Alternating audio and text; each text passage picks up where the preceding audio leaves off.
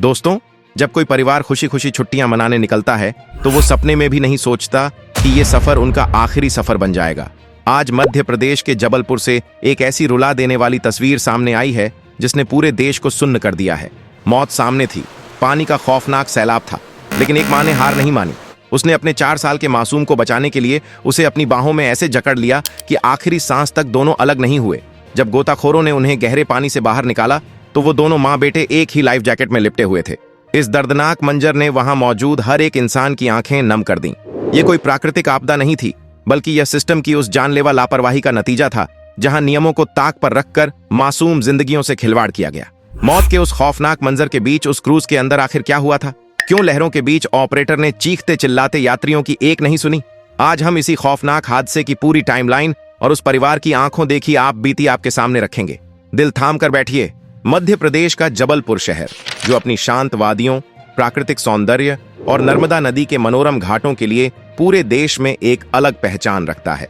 जब भी गर्मियों की छुट्टियां शुरू होती हैं तो देश के अलग अलग कोनों से हजारों परिवार अपने बच्चों के साथ यहाँ की सुंदरता को निहारने और शहर की भागदौड़ से दूर कुछ सुकून के पल बिताने आते हैं। जबलपुर का बरगी डैम पर्यटकों के लिए सबसे बड़े आकर्षण का केंद्र माना जाता है।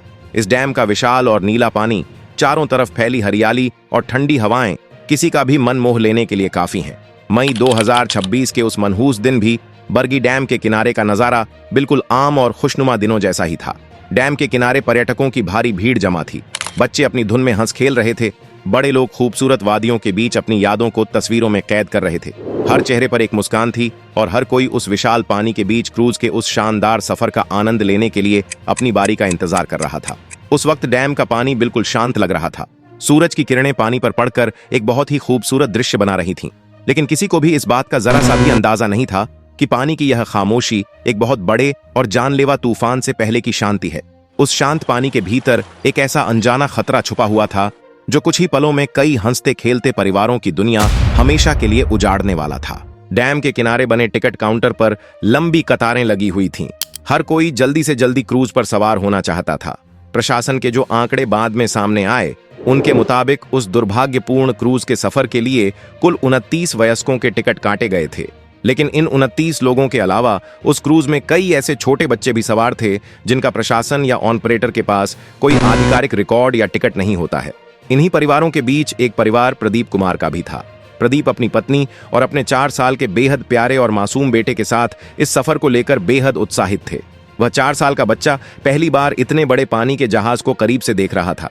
उसकी आंखों में एक अजीब सी चमक और हैरानी थी। वो अपनी तोतली जबान में अपने माता पिता से पानी और नाव के बारे में ढेरों सवाल पूछ रहा था। जब ये सभी लोग एक एक करके उस क्रूज पर कदम रख रहे थे तो पूरा माहौल हंसी मजाक और उत्साह से भरा हुआ था। बच्चों की खिलखिलाहट से क्रूज गूंज रहा था। किसी ने भी सपने में भी यह कल्पना नहीं की थी कि वो जिस नाव पर अपने कदम रख रहे हैं वो उन्हें वापस किनारे पर कभी नहीं लाएगी। वो उनके जीवन का सबसे खौफनाक और आखिरी सफर बनने जा रहा था। जब भी कोई कमर्शियल बोट, क्रूज या यात्री जहाज पानी में उतरता है तो उसके लिए कुछ बहुत ही सख्त और स्पष्ट सुरक्षा नियम बनाए गए हैं। इन नियमों में सबसे पहला और सबसे अहम नियम यह है कि ऑपरेटर को यह सुनिश्चित करना होता है कि जहाज पर सवार होने वाला हर एक व्यक्ति, चाहे वो बच्चा हो या बुजुर्ग, सही तरीके से लाइफ जैकेट पहने। बिना लाइफ जैकेट के किसी भी यात्री को जहाज पर बैठने की अनुमति नहीं दी जा सकती। यह नियम सिर्फ कागजों के लिए नहीं, बल्कि आपात स्थिति में इंसानी जान बचाने के लिए होता है। लेकिन उस दिन बरगी डैम के उस क्रूज पर इन सभी बुनियादी और जरूरी नियमों को पूरी तरह से हवा में उड़ा दिया गया था। जिंदा बचे यात्रियों ने जो आंखों देखी आप बीती सुनाई है, वो हमारे देश के सिस्टम की उस घोर विफलता को दर्शाती है जहां चंद रुपयों के मुनाफे और समय बचाने के लिए इंसान की जिंदगी को ताक पर रख दिया जाता है। यात्रियों के मुताबिक जब वे क्रूज के अंदर दाखिल हुए तो वहां मौजूद किसी भी स्टाफ सदस्य ने उन्हें लाइफ जैकेट पहनने के लिए नहीं कहा। लाइफ जैकेट का एक ढेर केबिन के एक कोने में इधर उधर बिखरा पड़ा था। कुछ ऐसे यात्री जो खुद जागरूक थे, उन्होंने अपनी तरफ से जैकेट उठा ली, लेकिन ज्यादातर लोग बिना जैकेट के ही उस सफर का हिस्सा बन गए। क्रूज के संचालकों का यह अति आत्मविश्वास और नियमों की यह घोर अनदेखी जल्द ही एक ऐसी बड़ी त्रासदी का कारण बनने वाली थी जिसकी गूंज पूरे देश में सुनाई देने वाली थी। गहरे पानी में पहुंचते ही अचानक लहरें तेज हो गईं और क्रूज जोर जोर से हिचकोले खाने लगा। हंसी मजाक का माहौल पल भर में खौफ में बदल गया।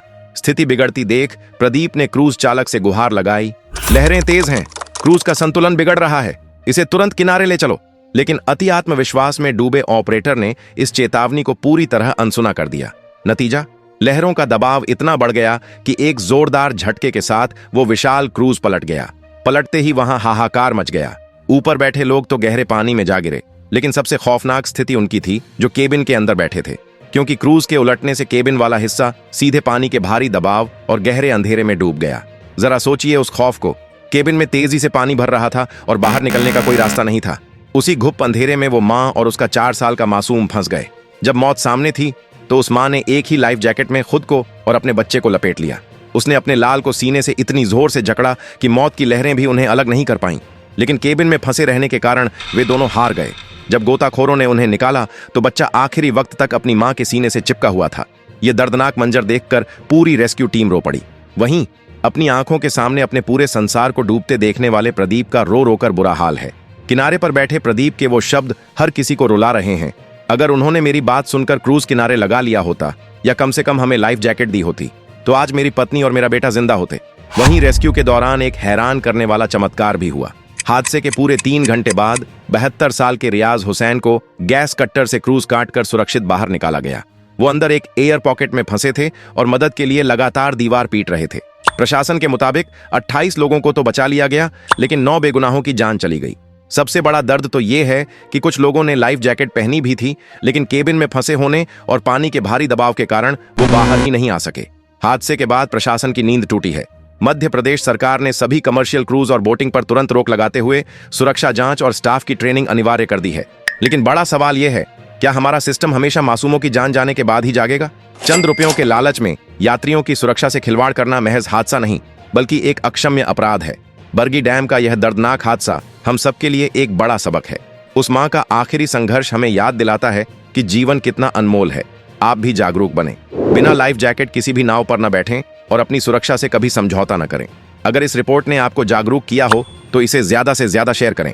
ऐसी ही बेबाक और सच्ची खबरों के लिए अपने चैनल को सब्सक्राइब करना न भूलें। अपना बहुत ख्याल रखें। जय हिंद, वंदे मातरम।